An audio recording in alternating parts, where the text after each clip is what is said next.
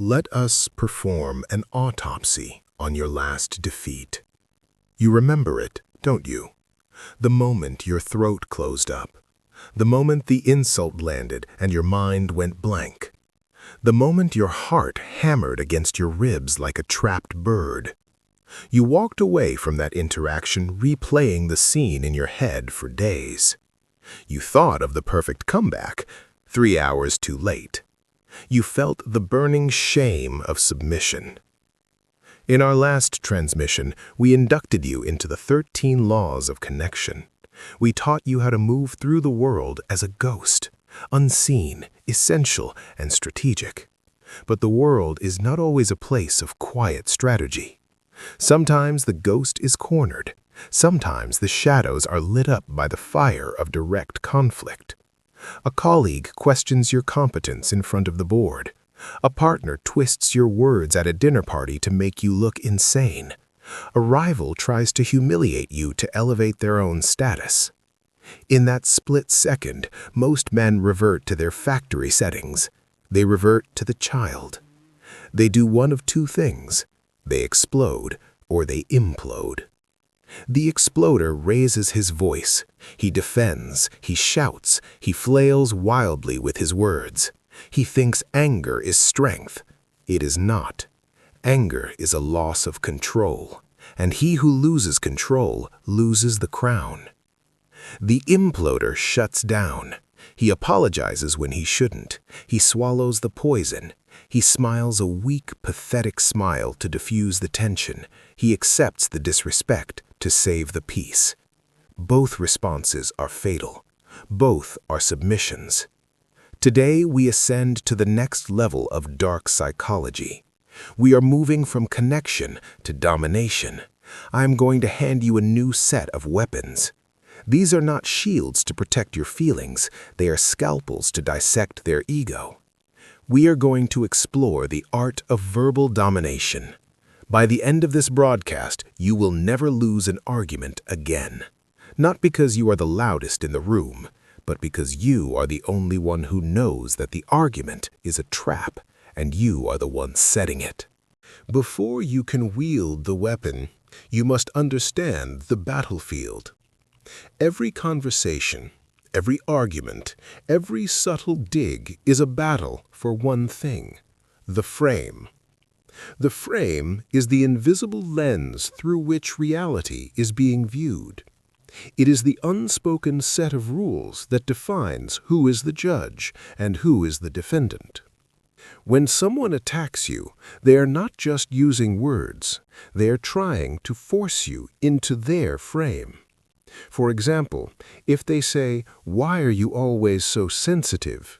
the frame they are setting is, "I am rational, you are emotional. I am the adult, you are the child." They have assigned you a role before you even speak. If you answer immediately by saying, "I'm not sensitive, I just think that," you have lost. Why? Because you have accepted their frame. You have stepped into the witness box. You are now the defendant trying to prove your innocence to a judge who has already decided you are guilty. The defendant never wins power. The defendant only wins mercy. And we do not want mercy. We want sovereignty. Verbal domination is not about having better facts. Facts are useless in a power struggle. It is about rejecting their frame and imposing your own. The person who is reacting is the puppet. The person who is controlling the meaning is the master. To win, you must detach. You must kill the part of you that feels insulted. An insult is not a statement about your value. It is a statement about the insecurity of the person throwing it. Once you realize this, you stop defending. Let's begin with weapon number 1, the Socratic sniper. The most powerful person in the room is not the one giving the answers. It is the one asking the questions. In a conflict, whoever is answering is working. They are expending energy. They are revealing information. They are in a position of submission. When someone attacks you, your instinct is to answer. Suppress that instinct. Kill it. Instead, you ask. You turn the spotlight back onto them with surgical precision. Imagine they say to you, "You are being incredibly selfish right now." The weak man defends. "No, I did X and Y for you." But the dark psychologist asks, "What specifically have I done today that creates that perception for you?" Notice the wording. You are not asking if you are selfish. You are asking about their perception. You are forcing them to justify their insult with data. Usually, they will stumble. They will say, "Well, you always do this." You press deeper. You become the inquisitor. You say, "I don't know. Help me understand exactly what this is so I can fix it." You are calm. You are polite, but you are lethal. You are forcing them to walk through a minefield of their own making. By asking why, how, and what specifically, you force them to reveal the flaws in their logic.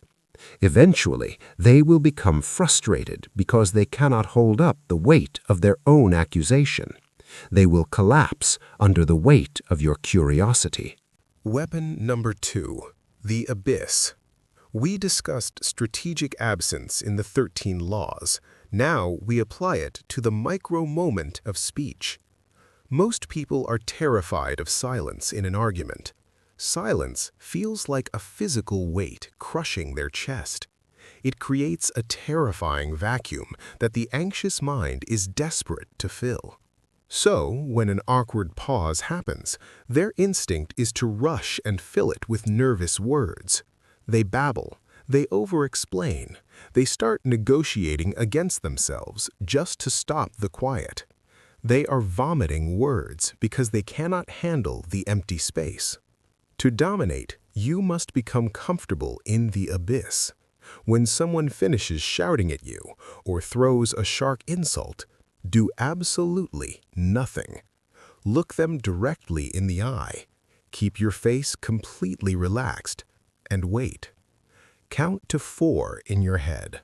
1, 2, 3, 4. Do you know what happens in those 4 seconds? The attacker begins to panic. Their brain expected resistance. They expected a fight. Instead, your silence hits them like a concrete wall. They crash into it. They start to think, "Did he hear me? Is he planning something terrible?" Usually, they will break the silence themselves. They will start backtracking. They will say, I'm not trying to be mean, but..." They are now defending themselves against your silence. You have flipped the power dynamic without speaking a single syllable. Weapon number 3, pathological labeling. Sometimes the most powerful move is to stop playing the game and point out that a game is being played. This is called breaking the fourth wall of the argument. Instead of arguing about the content, like the dirty dishes or the report, you comment on their behavior. You shift from being the opponent to being the observer. You become the psychiatrist observing a manic patient. While they are screaming and losing control, you step back, pull out your mental notepad, and diagnose them. You look at them calmly and say, "You seem very emotional right now. I can see your hands are shaking." Or you ask, "I notice you are raising your voice to try and intimidate me. Is that necessary?" You are simply pointing out physical facts. This is devastating to the ego. They will usually scream, "I am not emotional." But by screaming, they prove your point perfectly. They have walked right into your trap. You remain the adult in the room. You have framed them as the child having a tantrum, and in the hierarchy of power, the adult always ranks higher than the child. Do not fight the chaos, diagnose it. Weapon number 4, Agree and amplify. This is verbal aikido. You use their own momentum against them. When someone attacks you with an absurdity or tries to shame you, defending yourself is a mistake. Defending validates the attack. It suggests the accusation is serious enough to warrant a response. Instead, lean into it. Become the fog. You cannot punch fog. Take their accusation, agree with it, and exaggerate it until it becomes a ridiculous caricature.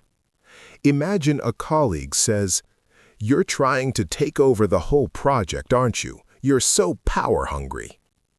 The weak man says, "No, I'm just trying to help." But the dominant man smiles and says, "You caught me.